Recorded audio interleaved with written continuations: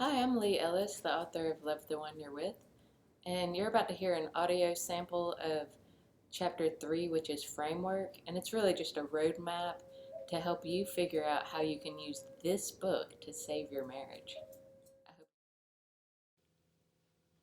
Chapter 3 Framework. You can't cross the sea merely by standing and staring at the water. Rabindranath Tagore. Tammy went to therapy to try to fix her marriage. Her therapist helped her realize that she didn't feel worthy of a healthy relationship. She started to see the correlation between never being good enough for her father and not feeling good enough for Chad. Her therapist asked her to start looking for evidence that she is worthy and good enough. Tammy tried really hard to find evidence to make her feel better, but the assignment seemed to backfire. Instead of finding evidence that she is worthy and good enough, Tammy found a ton of evidence that proved the opposite. Tammy felt defeated. She continued to go to therapy for a short time, but knowing where her core beliefs came from didn't seem to help her feel better. She couldn't find evidence that they were not true despite her therapist's best efforts to help her do so.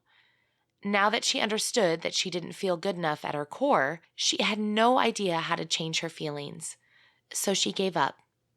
She gave up on therapy, and she felt like giving up on her marriage. Does Tammy's story give you any ideas about what your core beliefs could be? Tammy couldn't figure out how to change them, even with therapy, but there are ways to change them. I changed mine, and now I am happy in my marriage. You can be happy again, too. You can do this. If you are feeling scared about your marriage right now, I completely understand. When I was feeling trapped, I would have given anything to save my marriage. I don't want you to have to feel like I felt. I chose to leave my marriage because I didn't know how to fix it, but I want you to feel like you have done everything you could to save your marriage before considering divorce. If you give up too easily, you might always wonder if you could have done more.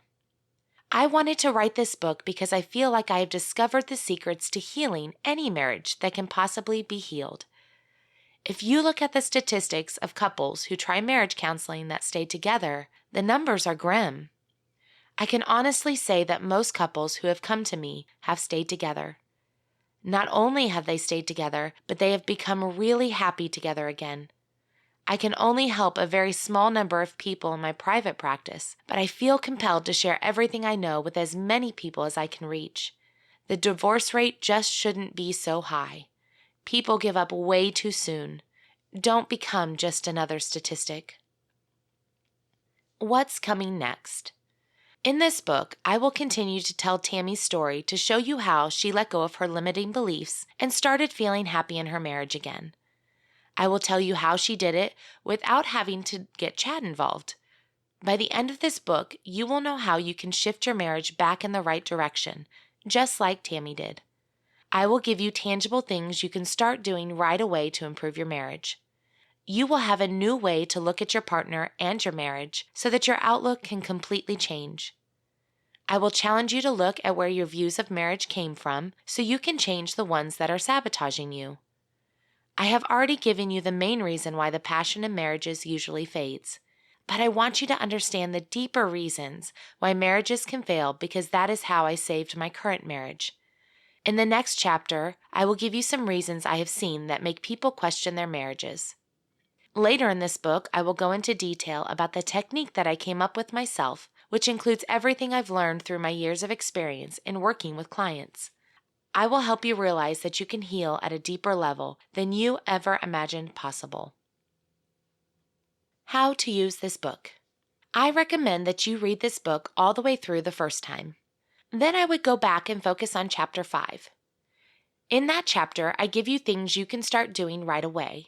I give you some ideas for writing techniques that can shift your mindset immediately.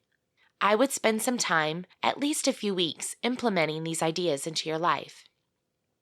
After taking a few weeks to implement the ideas from Chapter 5, I suggest that you do the same with Chapter 7, which is all about ways to revitalize your life.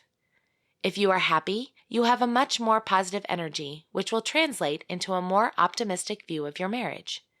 Marriage is something that is constantly growing and changing.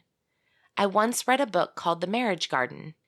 In it, They pose the question, do you plant a garden, then come back a few months later, expecting to be able to harvest the vegetables? That's always stuck with me. Most people get married and do nothing to help nurture their marriage or help it stay healthy. They do nothing to work on it, yet they expect it to flourish. I want you to use this book to learn how to make your relationship grow. I will help you understand that doing this work on your marriage is important, and there are ways to make it easier. I'm really excited to share this information with you, and I'm hoping that it completely changes your life. Are you ready to get started? I'll see you in the next chapter.